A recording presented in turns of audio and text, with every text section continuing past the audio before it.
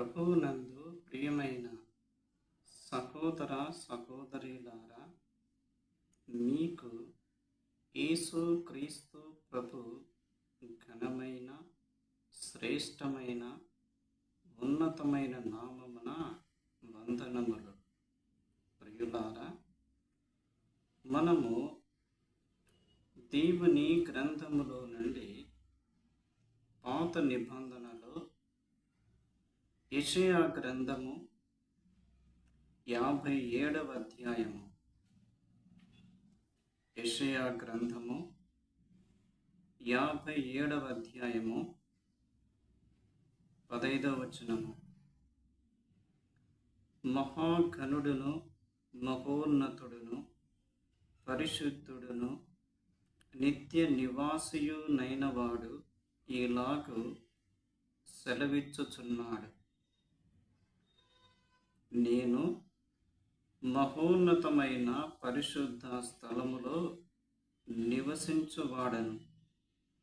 అయినను వినయము గల వారి ప్రాణమును ఉజ్జీవింపచేయుటకును, నలిగిన వారి ప్రాణమును ఉజ్జీవింపచేయుటకును,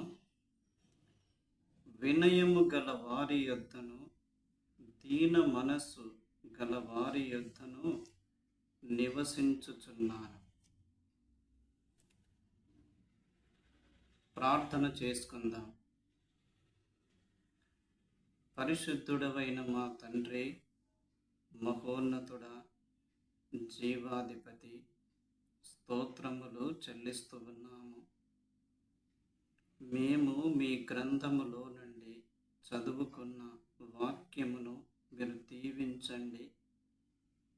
మాతో మీరు మాట్లాడి మమ్మును దర్శించుమని, మమ్మును బలపరచుమని, మా ఆత్మీయ జీవితమునకు అవసరమై ఉన్న మాటలు మీరు జ్ఞాపకము చేయమని యేసు క్రీస్తు ప్రభు ఘనమైన, శ్రేష్టమైన నామమున స్తోత్రములు చెల్లించి వేడుకొనుచున్నాము తండ్రి. ఆమేన్.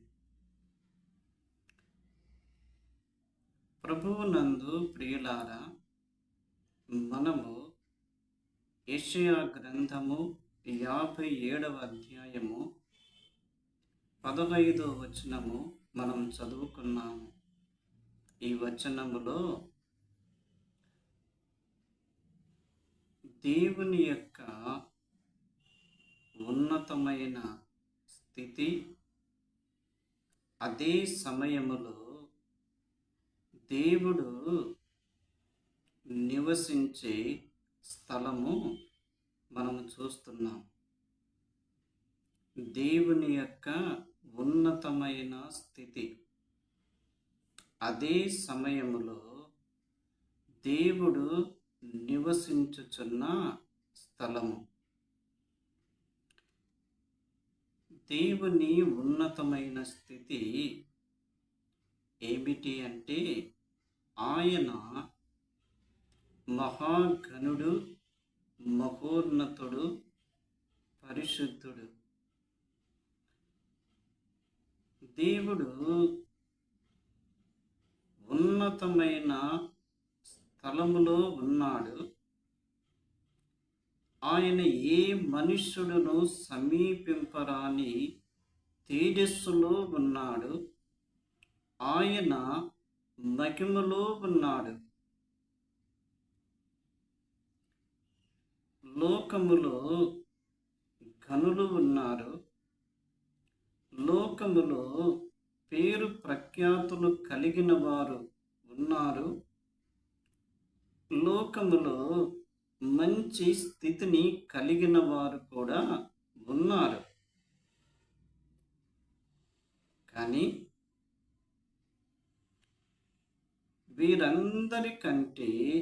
వీటన్నిటికంటే ఆ ప్రభువు, ఆయన మహాఘనుడై ఉన్నాడు.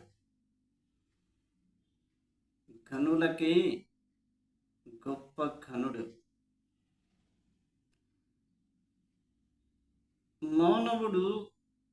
ఈ లోకములో ఉన్నాడు. కానీ మన ప్రభువు, మన రక్షకుడు, మన దేవుడు ఉన్నతమైన స్థలములో ఉన్నాడు.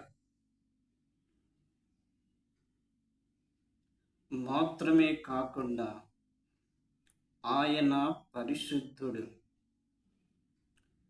ఆయన నిరంతరము జీవించుచున్నవాడు. మహాఘనుడు, మహోన్నతుడు, పరిశుద్ధుడు, నిత్యము నివసించుచున్నవాడు. ఇట్టి ప్రభువు లోకమును చూచినప్పుడు లోకము గాఢాంధకారములో ఉన్నది. లోకము భ్రష్టత్వముతో నిండి ఉన్నది. లోకము చెడిపోయి ఉన్నది. లోకములో చీకటి నింపబడి ఉన్నది. లోకము దుష్టుని యందు ఉన్నది. ఇటువంటి లోకమును బాగు చేయుట కొరకు లోకములో దారి తప్పిపోయిన, లోకములో చెడిపోయిన, లోకములో భ్రష్టమైన మానవ